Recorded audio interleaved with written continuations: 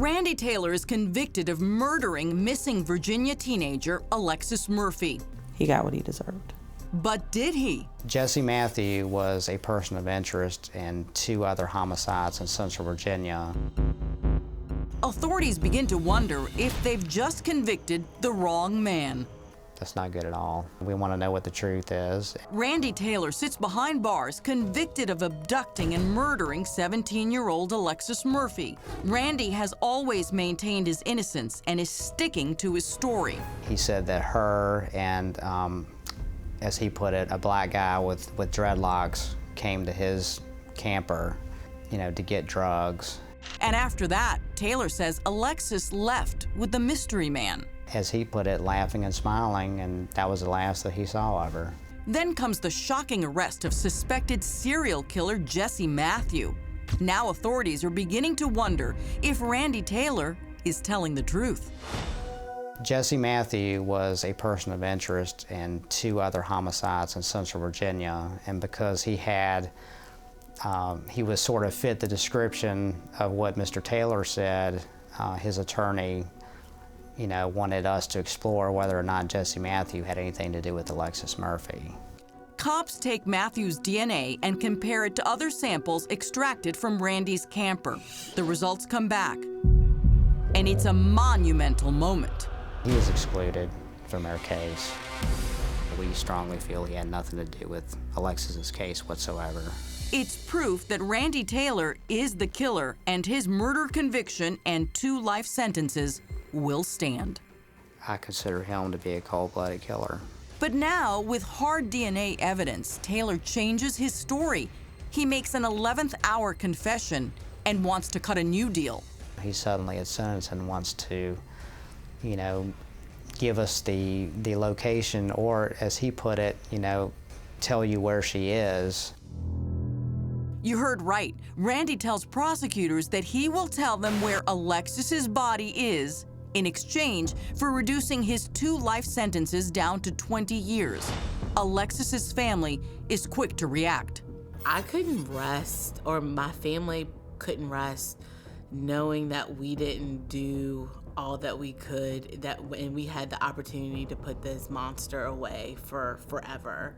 That means no deal for convicted killer Randy Taylor. Sadly, it also means no real closure for Alexis's family. She deserves to be laid to rest somewhere where we can go and, that's her place. She deserves that. Everyone deserves that. We'll keep looking and hopefully find her, but we're not going to give in to him. Alexis's family agrees with prosecutors. Randy Taylor is a menace to society. I definitely think if he didn't get the 2 life sentences, that he would have struck again. Or did he already? Randy Taylor has done this before with the case in Orange County. He's not been charged yet. That's still an active investigation. Her name is Samantha Clark. The 19-year-old went missing from the town of Orange, just 28 miles from Charlottesville in 2010. Her body has never been found. Cops originally suspected Jesse Matthew. Samantha's case was reviewed to see if there was any connection.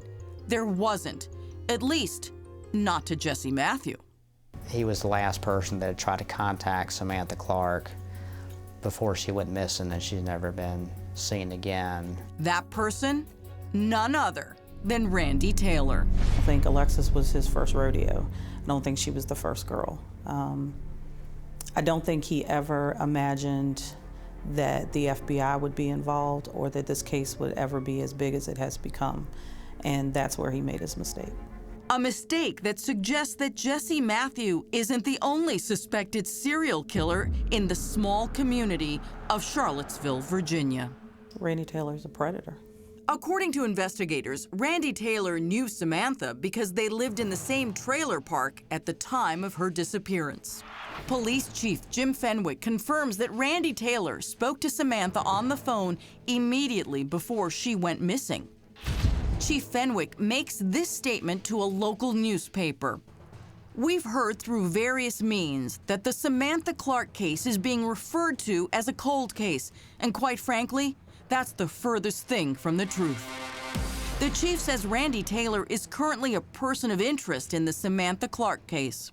If convicted of Samantha Clark's murder, Randy Taylor could face the death penalty. Randy Taylor will never be out of prison to exact this kind of pain on someone else, but please believe there are plenty more out there like him. Jesse Matthew has now been convicted for abducting and murdering Morgan Harrington and Hannah Graham and is serving 4 consecutive life sentences.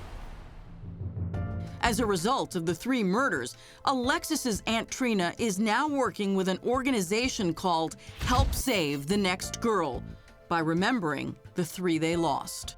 Alexis was abducted in broad open daylight in a town that has about, 10,000 residents. If it can happen to her, it can happen to anybody. And if it can happen there, it can happen anywhere. Randy Taylor is serving 2 life sentences for the murder of Alexis Murphy. But there are still a lot of questions about the case. We brought in attorney Jesse Weber to help break it all down. Jesse, as always, thanks for being here. Thank you for having me.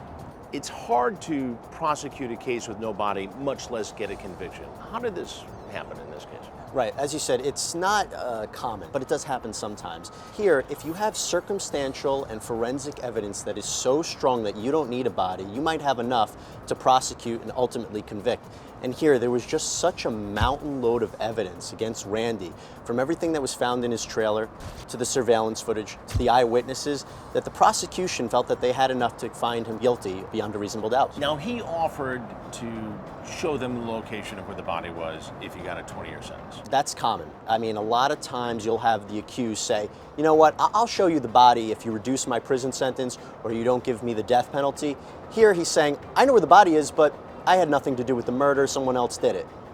It pretty much points the finger at him that he had something to do with it. So that wasn't going to work for him. Well, it's also tricky because we don't know when he spoke to his lawyers about when he knew the location of the body. Many times he could have said, listen, I know the location of the body, don't mention until I get convicted, or maybe he got convicted and then told his lawyers. So it is a factor to consider. He's appealed once, lost. Do you think he's got a shot if he appeals again? Probably not. I mean, the reasons for his appeal were common, but it doesn't work here.